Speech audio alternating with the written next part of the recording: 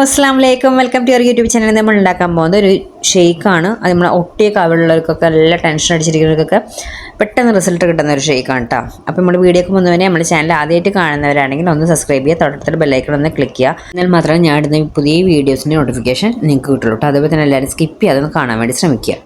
അതെങ്ങനെ ഉണ്ടാക്കാൻ നോക്കട്ടെ. അപ്പോൾ അതിനായിട്ട് വലിയൊരു നേന്ത്രപ്പഴമാണ് ഞാൻ എടുത്തിരിക്കുന്നത്. നിങ്ങൾ ചെറുതാണ് എടുക്കുന്നത് വെച്ചാൽ 2 ആണ് എടുക്കുക കേട്ടോ. വലുതാണെങ്കിൽ ഒറ്റ വലുത് തന്നെ എടുത്താൽ മതി. നമുക്ക് തൊലിയൊക്കെ ഒന്ന് കളഞ്ഞിട്ട് കട്ട് ചെയ്തെടുക്കണം. തൊലി കളഞ്ഞതിന് ശേഷം നമ്മളൊന്ന് വാഷ് ചെയ്യാം കേട്ടോ. വാഷ് ചെയ്തിട്ട് നമുക്കിത് ചെറിയ ചെറിയ പീസാക്കിയിട്ട് കട്ട് ചെയ്തെടുക്കാം.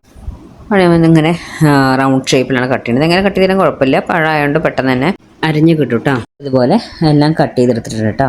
ഇനി നമുക്ക് ഒരു മിക്സിയുടെ ജാർ എടുക്കാം. ജാർ എടുത്തതിന് ശേഷം ഈ കട്ട് ചെയ്ത് വെച്ച നേന്ത്രപ്പഴം അതിലേക്ക് ഇട്ട് കൊടുക്കുക കേട്ടോ. ശേഷം നമുക്ക് വേണ്ടത് 4 ഈത്തപ്പഴമാണ്. 4 ഈത്തപ്പഴം സോഫ്റ്റ് ആണെങ്കിൽ നിങ്ങൾ വെള്ളത്തിലിടണ്ട, അല്ല ഹാർഡായിട്ടുള്ള ഈത്തപ്പഴമാണെങ്കിൽ നിങ്ങൾ തലേ ദിവസം തന്നെ വെള്ളത്തിലിട്ട് വെക്കണം കേട്ടോ. ഈത്തപ്പഴമൊക്കെ പറഞ്ഞാൽ ബ്ലഡ് ഉണ്ടാവാനൊക്കെ ഏറ്റവും നല്ലതാണ് കേട്ടോ അത് കഴിക്കുന്നതൊക്കെ.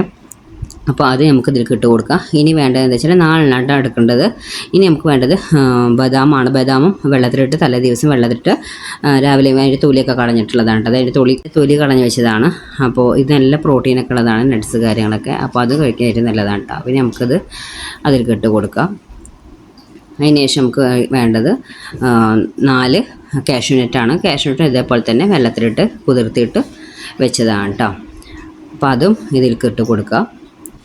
ഇനി നമുക്ക് വേണ്ടത് ഒരു ഗ്ലാസ് പാലാണ്. ചൂടാക്കി തിളപ്പിച്ചാറിയതിന് ശേഷം തണുത്ത പാലാണ് കേട്ടോ ഒഴിച്ച് കൊടുക്കുന്നത്. നമുക്കത് അടച്ചിട്ട് നന്നായിട്ട് ഫൈൻ പേസ്റ്റ് പോലെ അരച്ച് കൊണ്ടുവരും കേട്ടോ. ഇതൊക്കെ എല്ലാം കുതിർത്തിക്കൊണ്ട് തന്നെ നന്നായിട്ട് തന്നെ അത് ഫൈൻ പേസ്റ്റായിട്ട് അരഞ്ഞ് കിട്ടും കേട്ടോ. ഞാൻ അടിച്ച് കൊടുത്തിട്ടുണ്ട്. ഇപ്പോൾ ഇവിടെ ഒരു തരി പോലും ഇല്ലാതെ നമുക്ക് അരഞ്ഞ് കിട്ടും. കാരണം എല്ലാം കുതിർത്തിയതല്ല, അപ്പോൾ അല്ലാതെ അരഞ്ഞ് കിട്ടും. ഇത് നമ്മൾ കുടിക്കേണ്ടത് ഡെയിലി 2 ടൈംസ് ആണ്. മോർണിംഗും രാത്രിയാണ് കുടിക്കേണ്ടത്.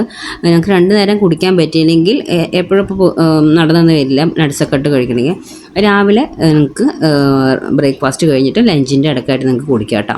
അത് 2 നേരം നിങ്ങൾക്ക് പറ്റുന്നുണ്ടെങ്കിൽ നിങ്ങൾക്ക് ഇത് 2 നേരമായിട്ടും കുടിക്കാം കേട്ടോ. നേരത്തെ ഡേറ്റ്സ് ആണെങ്കിലും നട്ട്സ് ആണെങ്കിലും നല്ല ഹെൽത്തി ആയിട്ടുള്ളതാണ്. അപ്പോൾ 2 നേരം കുടിക്കാൻ പറ്റുമെങ്കിൽ അങ്ങനെ കുടിക്കുക, അല്ലാത്തൊരു 1 നേരം എടുക്കുക. അതുപോലെ കഴിക്കുന്ന ഫുഡൊക്കെ കുറച്ച് ക്വാണ്ടിറ്റി കൂട്ടി കഴിക്കുക. ഫേസിന് കുറച്ച് എക്സസൈസും കാര്യങ്ങളൊക്കെ ഉണ്ട്, അതൊക്കെ ചെയ്യുക. അപ്പോൾ നമ്മൾ ബ്ലഡ് സർക്കുലേഷനൊക്കെ നല്ല ഉണ്ടാവും. അപ്പോൾ ഇത്രയുള്ള നമ്മുടെ വീഡിയോ ഇഷ്ടമെങ്കിൽ ലൈക്ക് ചെയ്യാനും ഷെയർ ചെയ്യാനും കമൻറ്റ് ചെയ്യാനും സബ്സ്ക്രൈബ് ചെയ്യാനും മറക്കരുത്. Bye, thank U.